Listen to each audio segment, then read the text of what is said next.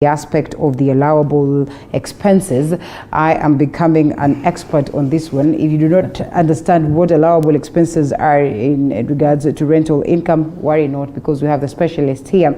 And before we took that break, of course, we wanted to engage Edwin on the same, his view on the allowable expenses before we expounded further to the disallowable expenses. Right, so Jeff has made a good foundation as to what to define monthly rental income. What ordinarily in tax lingo you'll hear people say MRI. Then you have the annual tax returns. So section 15 of the Income Tax Act is one that tells us what is allowable and what is not allowable.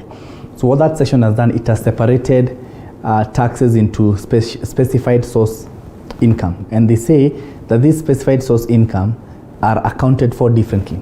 So if you take you back to our first session on filing business income, when we logged into the portal, there was a section for saying agriculture, investment. So all those listed there are specified source income. So the meaning that normal business expenses cannot be used to reduce that tax. And this is why the point I was making during the break, that then it becomes very expensive for you to file annual rental income, especially if your volumes don't justify. So what happens is that the law allows you to deduct some expenses, and Jeff has pointed some of them. Yes. If you're paying your agents commission, you're paying your land rates and rents, you're paying for your repairs, which are not structural, you're paying for interest on money borrowed for purposes of advancing the business. So if you look at those expenses that you're told you are allowed to deduct this from your rental income. Now, the biggest disadvantage of the annual rental income regime is that it does not factor in where the meat is. You see, the meat of rental income is when you do structural adjustments. Right. For example, if someone has a residential house and they decide to, demolish one side or expand the kitchen a little so that their tenants get more space and perhaps even pay better, then the law is saying, because that's a structural adjustment that is of a capital nature, we are not going to allow you to deduct it. So again, it kills, and if you do that to expand your income, then it kills the ability of you to scale up the business. So the disallowable expenses are all other expenses that are not allowed. And you see we have under 6 or 7 allowable expenses. So any other expense you incur, you unfortunately becomes disallowable. So once you calculate your rental tax, you realize that because the expenses are very thin, then a lot of rental income ends up at the bottom as taxable income. So that regime of annual rental income is the only one that we discuss, allowable, disallowable.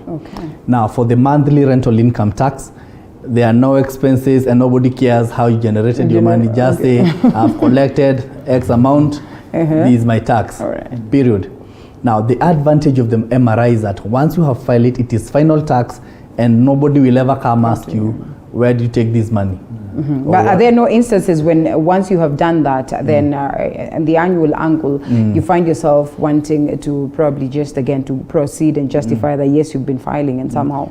So that has been a big misconception, where landlords at the end of the year, for example, we're filing our taxes by the end of this month. Yes. You'll find most of them, once they go to the iTax portal, they get confused and see a bit of rental income. Yes. So if you've been paying your monthly rental income tax, if at the end of the year you go and click on you want to declare rental income, iTax assumes you're now paying your income tax under the annual regime, and they will tax you again. So definitely you'll have paid 10% over 12 months, and then again you pay 30% at the end. So you're actually taxing yourself twice, and therefore it's important for those who are filing to understand that once you elect one regime, you stick to that regime. Otherwise, if you file here and file there, the system has no means to distinguish this, and you'll actually end up paying more than what you ought to pay. So I think primarily, in fact, if there's something people can take away from our presentation today, is that distinguishing these two is very critical to make sure that you are not paying taxes more than you should. And secondly, if you're accumulating expenses, you accumulate expenses and you can deduct. Someone asked me whether fuel and meals. Let's say I have a caretaker and I provide meals in that building. And then my fuel every time I'm going to visit that building, and all the other small expenses, the phone calls that I take to talk to the caretaker, and also to look for money through maybe an auctioneer. Are they allowable? So if you look at what we say, you're one of the. I would want to say they are. and I think you're right. Yes, yeah, good. You're becoming an expert. Once you get a hang of how things work, you can now apply logic and see. Okay. So we're saying some of these things are management fees, and you say we are allowing the cost of managing the building. So the cost of managing the building includes utilities and management fees, reasonable management fees. Yeah. So in the essence where we classify and say, well, I'm spending 1 or 2% of my rent in management fees on fuel. Yes. So ideally, so long as you can justify it and so ensure it's related to the management of the building, then why not? But the rider, the question, the word you underline is reasonable. Okay. Because again, you can say that I made 100K, I've spent 50K on management. They say there's a big problem. There's a problem, yes. Then of course, KRA also has a matrix they use to determine gross profit on rental income, and actually on all businesses you have a matrix you apply and say, for someone renting a house in a certain place, we expect your gross profit margin to be a certain, maybe 60 or 40%. So if yours falls below, now you have to justify. Question mark. Okay, let us see how your fuel was incurred. Then you remember, if the fuel is incurred by you, but it's not wholly and exclusively utilized by the maintenance aspect. Then they'll say, now that's a big problem. But I've never understood the concept of wholly and exclusively, because if I'm driving my car to go and supervise my house, then I detour to go to KFC. Then it becomes hard to keep track of all this. But records are really important in this. Absolutely. So in fact, we recommend, if you are having management expenses that are tied to that building, it's always good when the building is the one that is incurring that expense. For example, if you want to claim fuel, you might well then have a Total card or any other card that you can procure, and let the building be the one that tops up the card for you to specifically pay for that expense when it's utilized. Then of course you make sure that you're keeping it within the threshold of what's allowable. Okay. But mostly what we do as KCK is we mostly advise clients to do this.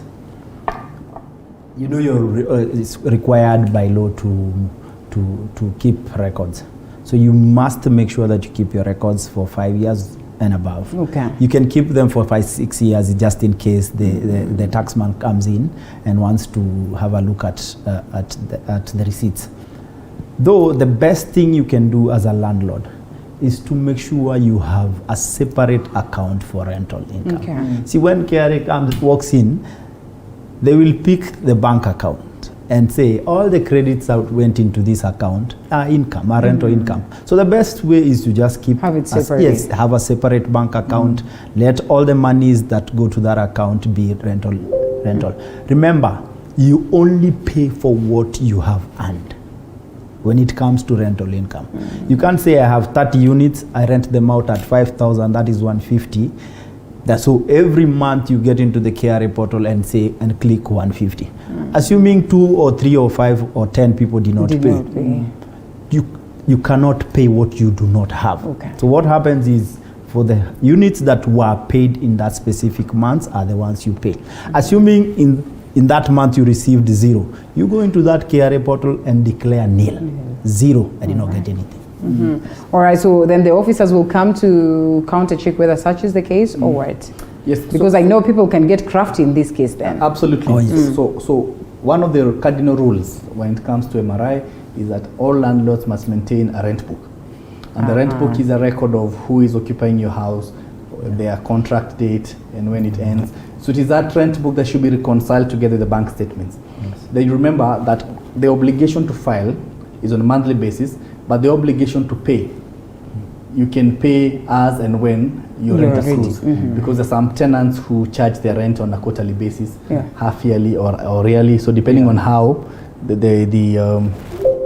rent is accrued, but it is called MRI because the return is made on a monthly basis. So of course KRA does verify And they verify based on occupancy. So two verifications. One, occupancy.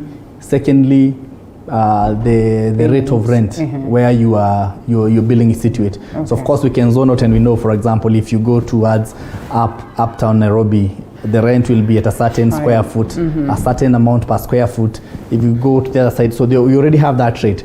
So therefore, if you say there, and you see when you're filing your taxes, there's a requirement for you to indicate where the building is situated, for example. Yes. So if you say your building is situated in, say, Karen, then you say you have 100 units and each unit you're renting at 5,000, then that's highly questionable. People will ask, around this area we know that it goes to around this range, so they'll come now and verify. The other means of verification is occupancy, and occupancy is done through a number of ways. One is electricity bills. You have also utilities like water. Then you also have market intelligence, and KRA does a lot of that, where they have officers who just, pop in to just confirm occupancy. So if you come and find that today your occupancy is this much, they'll wait for you to file your return. If you file your return and say we are less, then they tell you we were here, we collected data, and this is what our data tells us. Then it's up to you to verify. Okay. Though generally most of that regime survives primarily on self-assessment. So KRA doesn't do a lot of verification, but I think people have just opted to just declare what is right. But of course, as you said, we don't miss one or two Kenyans who are extremely crafty. All right, allowable expenses, disallowable expenses for that matter. Okay, it's more or less the opposite. It's more or less the opposite of what. I can see fines and penalties, taxes, charitable contributions. I'd love to understand more. Yes, assuming your only business is rental income. Okay. And then you are charged either in court or you met a police and you got fined. You cannot charge that as an expense to your business. Major structural alterations, as we had mentioned, that is mostly what we term as capital expenditures. All right. Taxes. If you paid taxes, let's say on another business, and I think Eddie mentioned clearly that if there are different sources of income. So assuming you're in business, you cannot bring business expenses into the rental income expenses. Charitable contributions. I think this has both sides. Assuming you donated also to a charitable company like Red Cross, and you have a certificate to that effect, then it will be allowable. Though the ones that we sit down, like let's say it's COVID time, we've gone to Mathare, we've given them blankets, you cannot come and say, I gave out this, I would like to for it to be allowable. So actually generally the rule around charitable contributions, it's across the board. So charitable contributions are allowed as a deduction, so long as the law uses qualified charitable organizations. So qualified means these are organizations that KRA has given exemption to taxes. So when you donate money to them, they give you an exemption certificate. So at the end of that year, when you say you are supposed to file taxes of 1 million, but we gave the entire 1 million to Red Cross, then KRA will say, it's okay. All right. Please show us the exemption certificate. And they give that exemption certificate.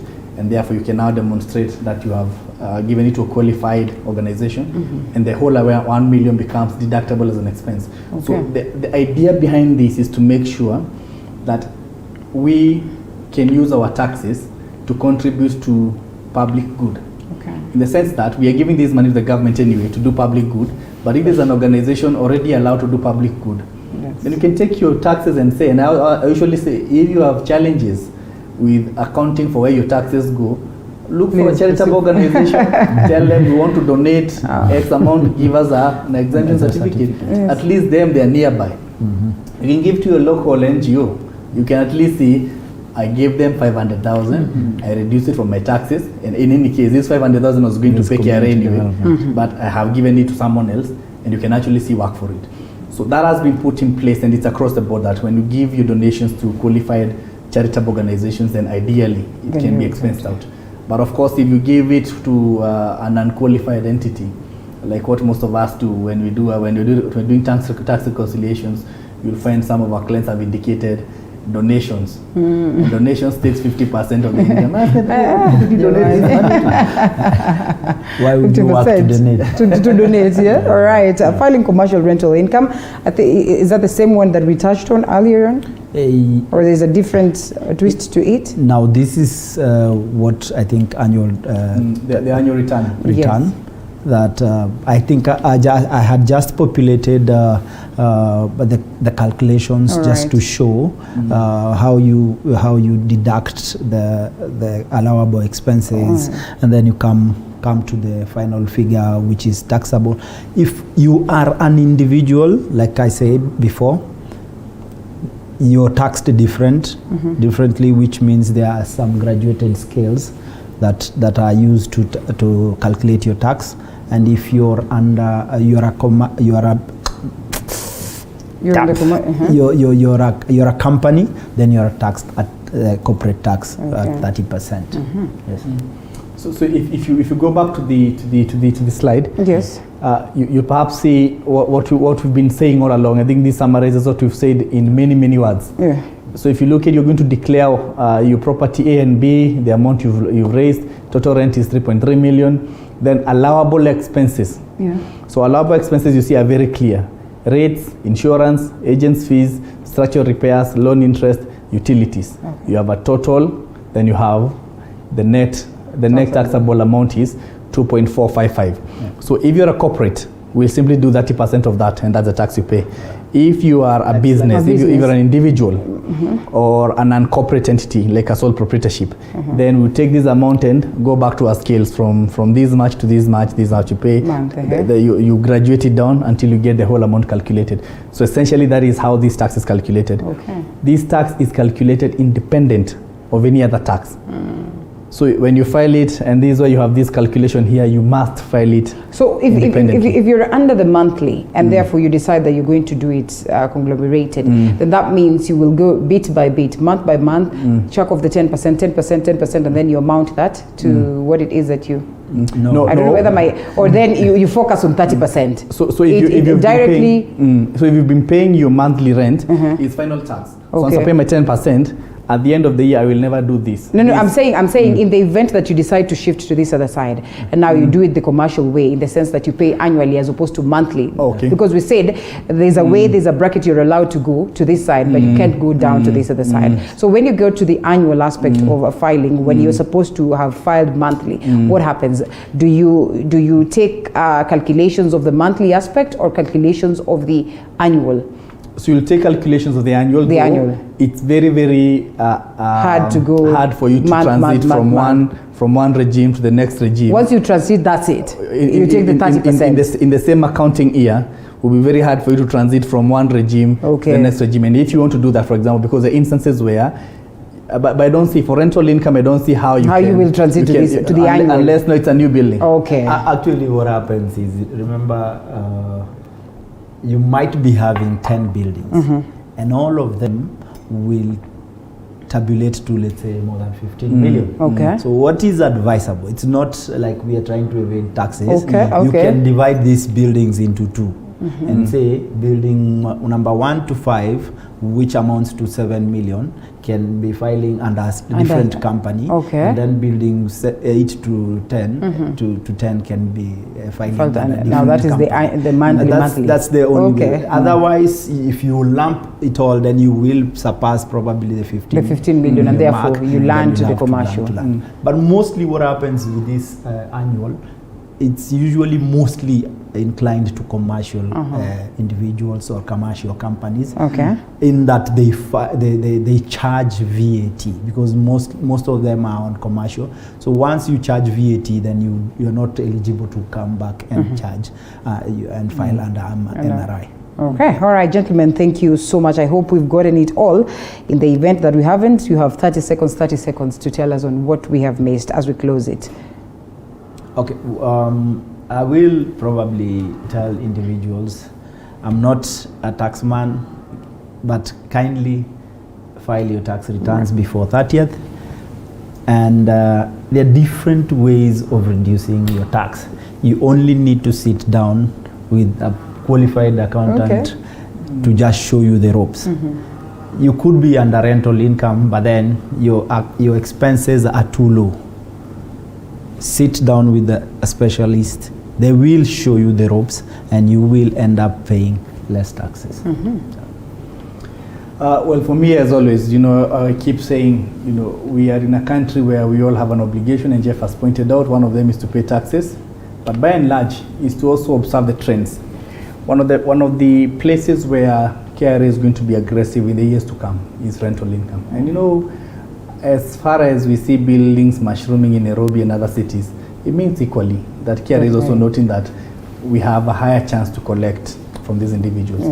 So monthly rental income tax and annual rental income tax are the most ignored taxes.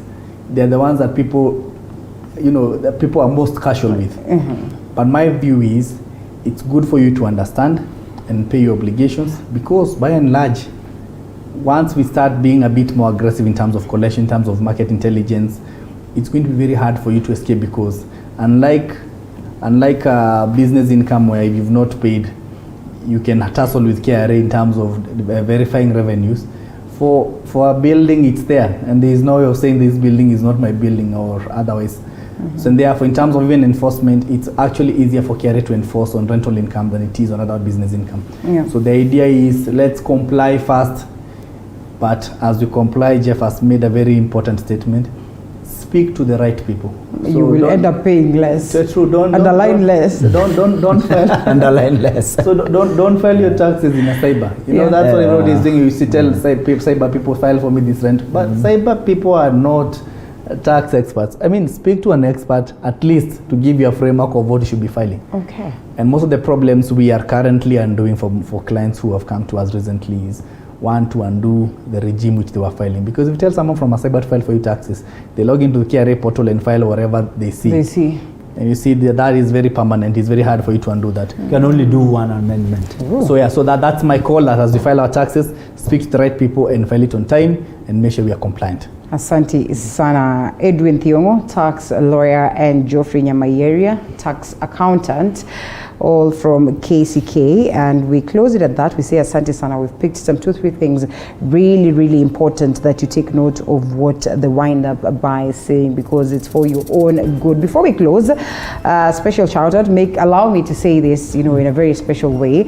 Shout out to Mary Washuka. Mary Washuka doubles up as my producer and director. It is her birthday, and therefore, how can I step out of this set without saying happy birthday to her in a very special way? She's been very instrumental.